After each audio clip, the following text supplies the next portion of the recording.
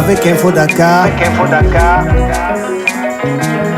Fils Sénégal, ak fu mënti ne ci àdduna jot information yu la. Mais aussi l'arrivée du commissaire Abdou Sarr,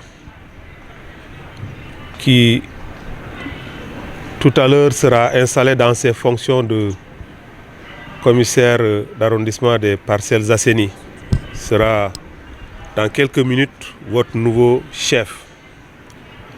Mais avant de procéder à son installation, j'aimerais m'adresser à vous tous, chers collègues et collaborateurs.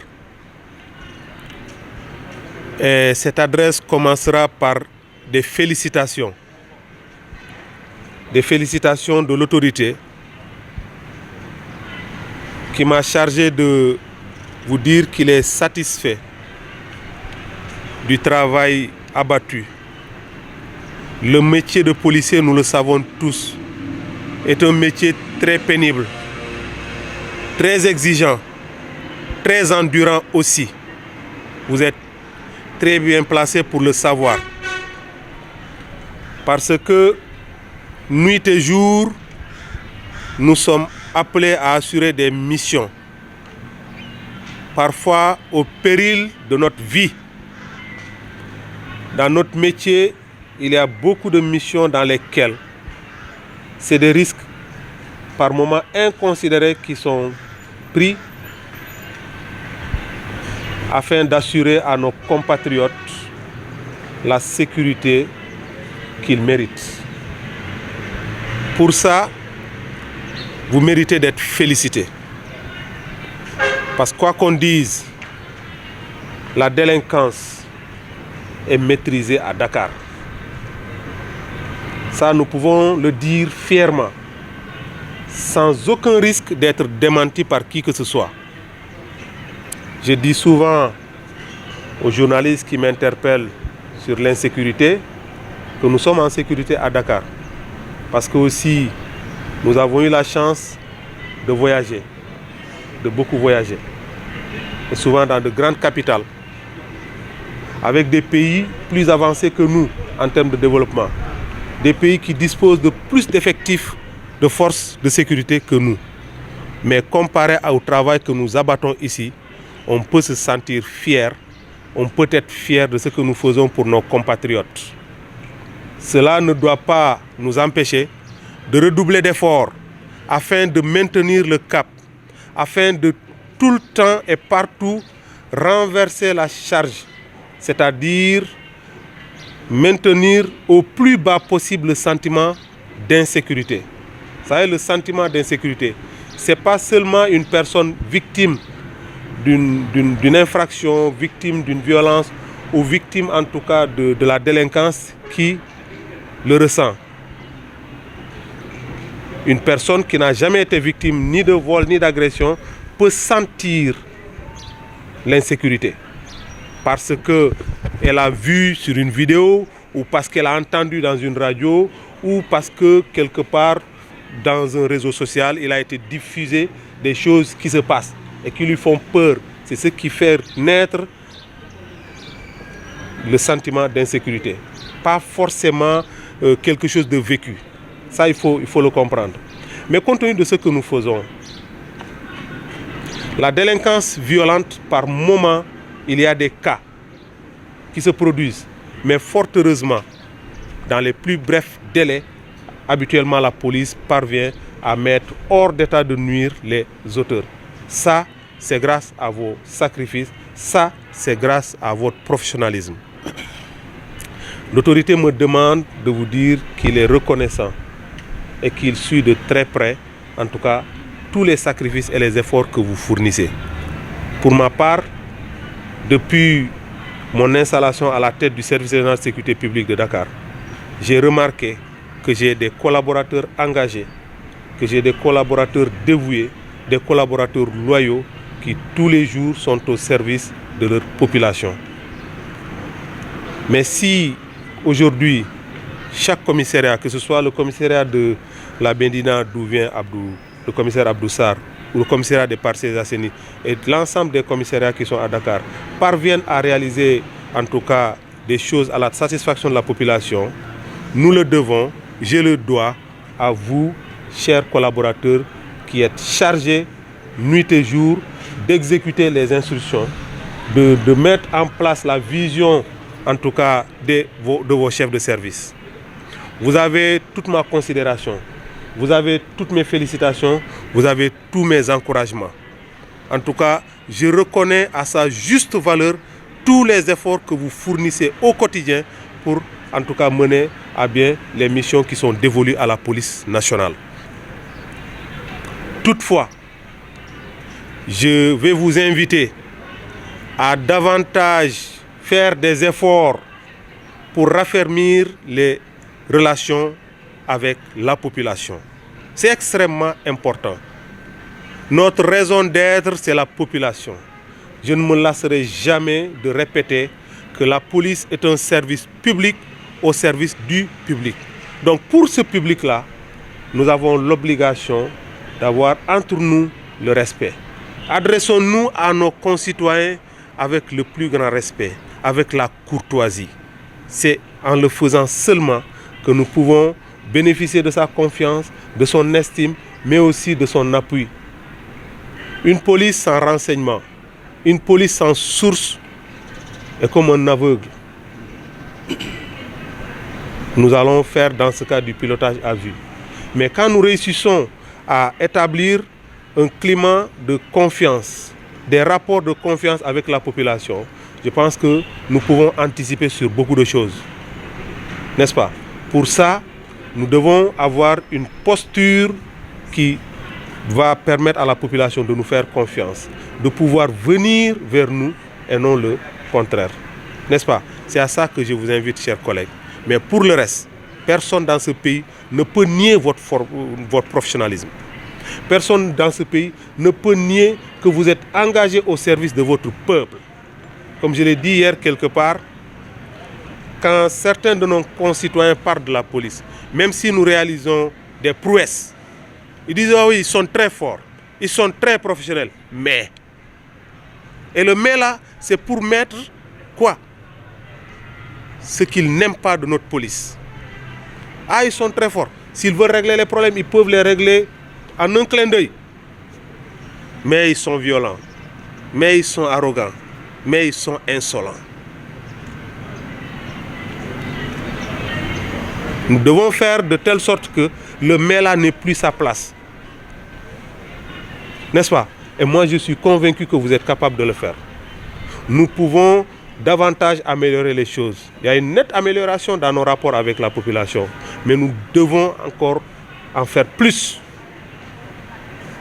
Le respect et la courtoisie ne doivent pas être de 20 mots comme ça. Nos collaborateurs, nos rapports avec la population doivent être en tout cas construits à partir du respect, à partir de la courtoisie avec laquelle nous nous adressons à nos concitoyens. C'est très important. Pour les agents préposés au poste de police, soyez disponibles. Sachez que si vous prenez service pour assurer votre vacation, vous devez être à l'écoute attentive des populations qui viennent au poste de police. Accueillez-les bien, orientez-les vers le service qui doit en tout cas leur apporter la prestation qu'ils sollicitent. C'est extrêmement important. Les agents sur la voie publique également. Ayez la bonne posture. Pour moi, qui commence d'abord par la mise. On ne peut pas aller sur la voie publique n'importe comment avec n'importe quel uniforme. Quand je dis n'importe quel uniforme, c'est-à-dire un uniforme sale, mal repassé. Et c'est triste des fois quand on rencontre certains collègues sur la voie publique, mais on a envie de s'étrangler. Ouais. Sur la voie publique, au beau milieu de la chaussée, en train de réguler, sans coiffe. Il n'y a pas plus tard que 2 jours, j'ai dû appeler le chef de service, quelque part ici à Dakar. D'abord, je me suis arrêté pour faire le signe Bon, j'étais en civil, je sais qu'il ne me connaît pas, pour lui dire où est ta coiffe? Où est ta coiffe? Siffler à la bouche, pip, pip, pip, pip, sans coiffe. C'est pas bien. Quand on est sur la voie publique, accord avec ce qui se passe aujourd'hui. Il y a quelques jours, il y a une vidéo qui est devenue virale où quelqu'un a filmé un policier et raconté des histoires graves sur le policier. Heureusement, elle a porté plainte, l'enquête est ouverte. Où le gars disait que le policier est là pour demander de l'argent, même le gars qui est avec lui, il lui a demandé de l'argent, alors que ce n'est pas vrai. La personne qui apparaît sur la photo, dans cette vidéo-là, a bien été attestée. Nous avons l'attestation et a effectivement confirmé que le policier a constaté que mes feux arrière étaient cassés et il m'a attesté pour ça. Et j'ai dit à un ami journaliste, voilà pourquoi quand les policiers se font filmer sur la voie publique, mais voilà, ils sont dans tous leurs états. Parce que vous les filmez, après vous allez accompagner ce film-là ou cette photo-là de commentaires négatifs, à la limite injurieux. Donc, tout cela pour vous inviter à avoir la meilleure posture possible sur la voie publique. Les éléments de la brigade de recherche, vous êtes essentiels dans les politiques de lutte contre la délinquance. Nous comprenons tous les risques que vous prenez. Aujourd'hui, aucun délinquant ne se laisse faire. Aucun. Donc soyez soudés, soyez forts, prenez le soin de toujours rendre compte à temps en cas de souci. Vous partez pour interpeller quelqu'un, une bagarre éclate. Une bagarre, c'est une bagarre. Hein? Je ne vous demande pas de faire n'importe quoi. Mais moi, je préfère vous défendre vivant. Vous comprenez ce que je dis? Ouais. Personne ne se laisse plus faire. Vous allez dans un quartier, la population, au lieu d'être de votre côté, vous interpellez un trafiquant notoire, connu de tous, mais c'est la population parfois qui s'érige en bouclier contre ce dernier, contre vous plutôt, pour vous dire d'Odem. Alors que vous venez de le prendre avec de la drogue ou avec en tout cas des choses prohibées. Évitez d'intervenir seul. Intervenez toujours en binôme ou sinon en équipe. C'est extrêmement important. Hier, j'ai installé quelqu'un quelque part. Je me suis rendu compte qu'il y a 4 éléments de sa brigade de recherche qui n'étaient pas armés. Il faut rectifier ça. Il y a une note, je pense, du DSP, de la semaine dernière, qui demande quand même de prioriser les éléments des brigades de recherche. On ne peut pas aller sur le terrain au contact des délinquants sans au moins une arme. Parce que on ne souhaite pas l'utiliser, mais elle est au moins dissuasive. Quand le mec sait que vous avez quelque chose qui peut lui faire mal, au moins ça le ramène à la raison. Il va réfléchir par 2 fois avant de chercher à s'attaquer à vous.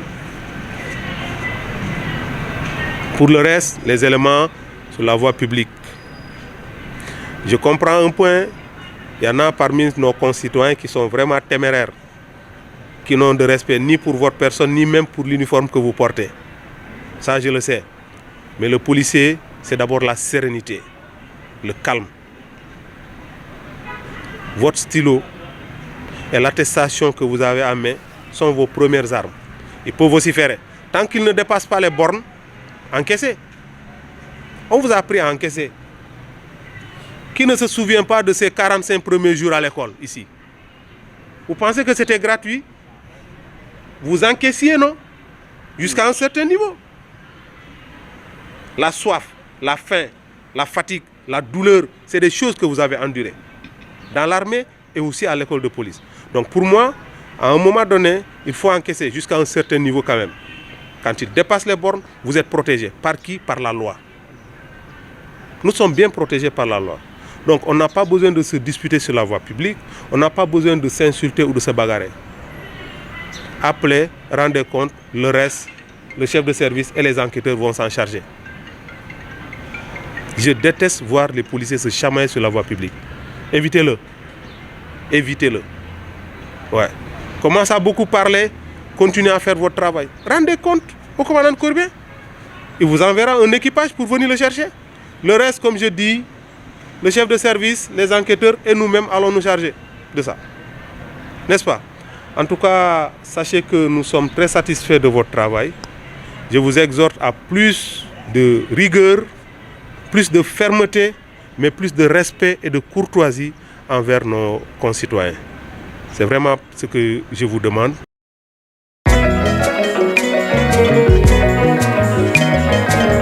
Avec Info Dakar. fii si Sénégal ak fu mënti ne ci àdduna jot information yu la